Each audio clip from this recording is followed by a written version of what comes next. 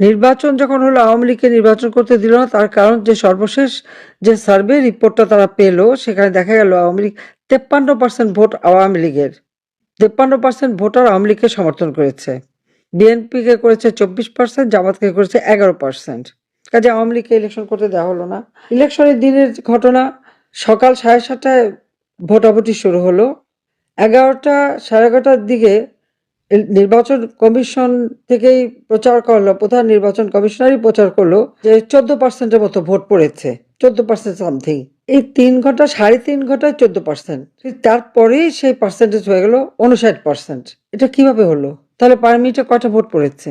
ঠিক হ্যানা ভোটের ব্যাপারেও তাই, এবং তার রেজাল্ট কতবার যে সংশোধন হলো তাতেই তো দুর্বলতাটা প্রমাণ পায়। আবার বাড়ি বাড়ি যে ধমকানো হয়েছিল যে কেউ যদি ভোট কেন্দ্রে না যায় তো তাদের উপরে অত্যাচার হবে, তো অত্যাচার নির্যাতন তো চলছেই।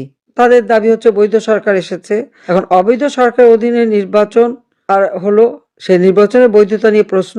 আবার নির্বাচিত সরকার আসার পরেও নির্যাতন কিন্তু কমেনি, একই ধারা চলছে, তার উপর দুর্নীতি। আজকে যারা উপদেষ্টা ছিল, ডক্টর মোহাম্মদ ইউনূসের থেকে শুরু করে প্রত্যেকের যে দুর্নীতি যে পরিমাণ তারা করে গেছে, অর্থনীতিকে সম্পূর্ণ ধ্বংস করে গেছে। সরকার পরিবর্তন মানে কি, মাথাটা পরিবর্তন হলেও তাদের কার্যক্রমে কোনো পরিবর্তন দেখি না। এটাই হচ্ছে সব থেকে দুর্ভাগ্যের বিষয়। সন্ত্রাস, জঙ্গিবাদ যারা আমি গ্রেপ্তার করে রেখেছিলাম তারা সব মুক্ত, এবং এই জঙ্গিদের গ্রেপ্তার করেছে কেন? সেই পুলিশ অফিসার, সেনা অফিসার, আওয়ামী লীগের নেতা কর্মী, আমাদের সকলের বিরুদ্ধে মামলা। তো এই হলো বাংলাদেশের অবস্থা, যে আওয়ামী লীগ স্বাধীনতা এনে দিয়েছে, সেই আওয়ামী লীগকে আজকে শেষ করে দেওয়া, আওয়ামী লীগকে ধ্বংস করে দেওয়ার জন্য সব ধরনের কার্যক্রম অব্যাহত রেখেছে। দিনের ভোট যে আগের দিন সন্ধ্যার থেকে দেওয়া শুরু হয়, তার একটা বিরাট দৃষ্টান্ত দেখানো হলো। কি ভোট দানের জন্য নাকি ট্রেনিং করানো হবে, এমনই ট্রেনিং করিয়েছে যে এখন দিনের ভোট আগের দিন সন্ধ্যা থেকে দেওয়া শুরু করে। এটাই হচ্ছে এই গত নির্বাচন, 12ই ফেব্রুয়ারি নির্বাচনের নমুনা। তো এই অবস্থায় এই বিষয়গুলি মানুষের সামনে তুলে ধরে এর প্রতিকার করা, অন্তত মানুষের ভোটের অধিকার, ভাতের অধিকার নিশ্চিত করার, যে আমরা আওয়ামী লীগ কাজ করে মানুষকে যে একটা স্বস্তি শান্তি দিয়েছিলাম, এবং দলমত নির্বিশেষে, ধর্ম বর্ণ নির্বিশেষে সকলে যে একটা সৌহার্দ্যপূর্ণ পরিবেশে বসবাস করত, আজকে আর সে পরিবেশ বাংলাদেশে নাই।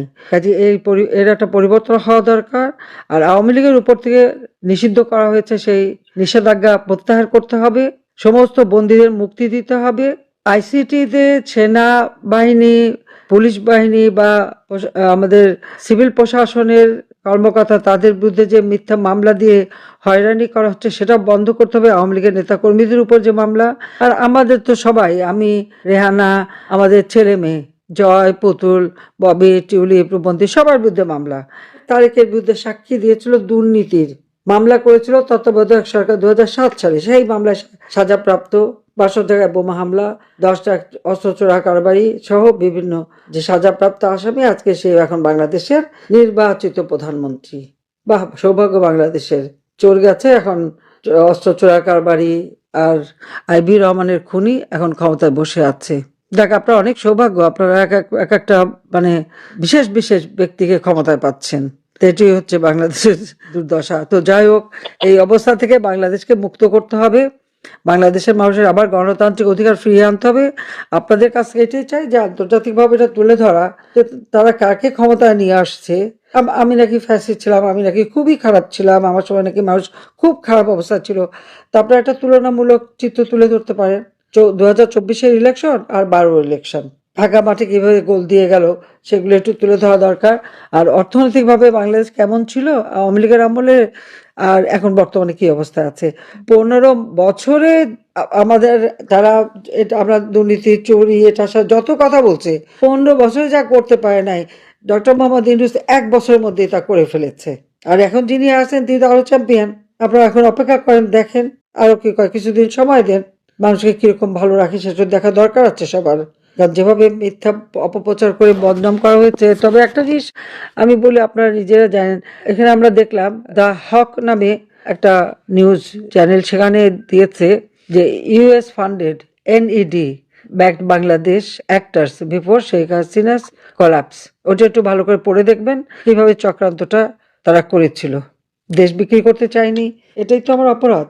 দেশের স্বার্থ জলাঞ্জলি দিয়ে ক্ষমতায় থাকতে চাইনি, এটাই তো আমার অপরাধ। তো আমি দেশকে ভালোবাসি, দেশের মানুষকে ভালোবাসি, আমার বাবা সেটাই শিখিয়েছেন। আর ন্যায় ও সত্যের পথের থেকেই চলবো। দেশ বিক্রি করে ক্ষমতায় যাওয়া এটা আমার নীতি না।